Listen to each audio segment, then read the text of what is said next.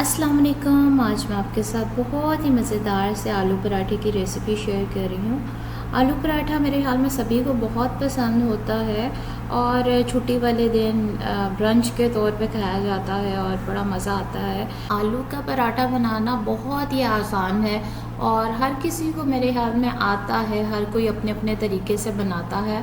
मैं जिस तरह से बनाती हूँ तो मैं आपके साथ शेयर कर रही हूँ। इस तरह से भी आप ट्राई करके देखिए। उम्मीद है अच्छी लगेगी आपको ये रेसिपी। एक तो बहुत पतला सा भी बनेगा पराठा और बहुत मज़ेदार बनेगा। तो चलें बनाना शुरू करते हैं। यहाँ पे मैंने 4 अदद आलू लिए थे। उनको मैंने नमक डाल के और पहले छिलका उतार लिया था, फिर नमक डाल के उनको उबाल लिया है।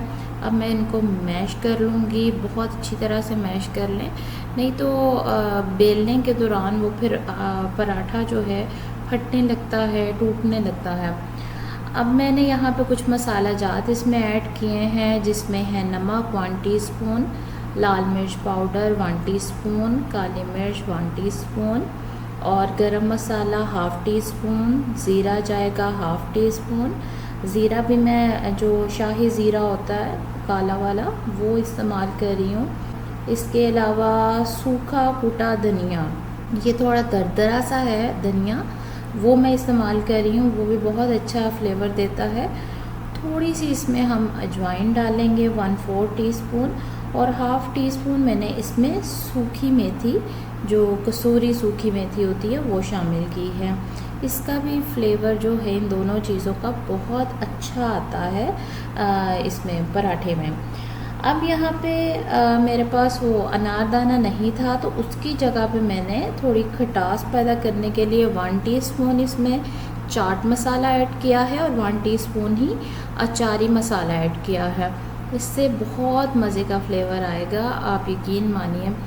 क्योंकि अनारदाना बहुत अच्छा लगता है आलू के पराठे में। अगर वो ना हो तो उसका अल्टरनेट ये बहुत अच्छा है। इसके बाद हरा धनिया, वो मैंने बारीक काट के अच्छी तरह से धो लिया था, वो आप थोड़ा ऐड करें।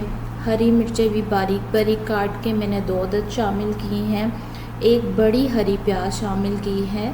दूसरी प्याज की निस्बत आलू के पराठे में हरी प्याज का ज़्यादा टेस्ट आता है, आप ट्राई कीजिएगा। और थोड़ा सा मैंने बारीक अदरक काट के शामिल किया है और बिल्कुल थोड़ा सा मैंने इसमें पुदीना डाला है। उसके चंद पत्ते ले लें, उनको भी बारीक काट लें। इसका भी जायका आलू के पराठे में बहुत अच्छा आता है। इन सब चीज़ों को हम अच्छी तरह से मिक्स कर लेंगे। आटा मैंने पहले ही थोड़ा सा नमक डाल के गूंद दिया हुआ है। थोड़ा सख्त ही गूंदें ताकि जो पराठा बेलते हुए रोटी हमारी ना टूटे। अब यहाँ पे मैंने छोटे छोटे से पेड़े बना लिए हैं। तो मैं फिलिंग करके पराठा नहीं बनाती, वो मुझसे एक हैंडल भी नहीं होता और वो निस्बतन इस पराठे के मोटा बनता है। उसके सारे किनारे मोटे रह जाते हैं और वो फटने के भी चांसेस होते हैं। तो सिंपल और इजी वे से हम पराठा बनाएंगे। मैंने यहाँ पे दोनों पेड़ों को बारीक बेल लिया है।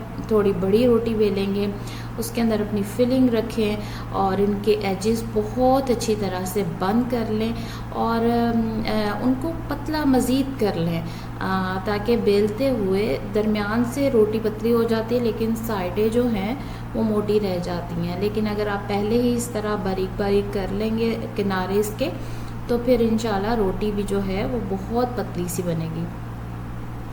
तो ये मैंने बेल लिया है। इसके ऊपर आप चाहें तो थोड़े से तेल या कलौंजी वो छिड़क लें, इसका भी बहुत अच्छा फ्लेवर आएगा। फिर हम इसको दोनों साइडों पे घी या ऑयल लगा के गोल्डन ब्राउन सा कर लेंगे। चाहे तो आप इसके साथ मीठी दही इस्तेमाल करें या फिर आप हरी चटनी बना लें।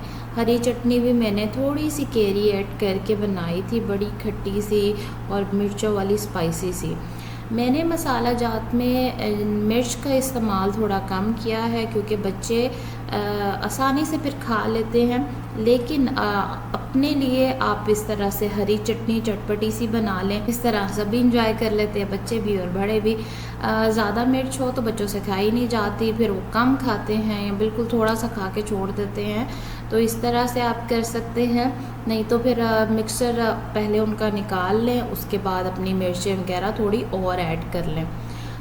उम्मीद है आपको आज की आसान सी रेसिपी अच्छी लगी होगी। अगली वीडियो तक के लिए अल्लाह हाफिज़।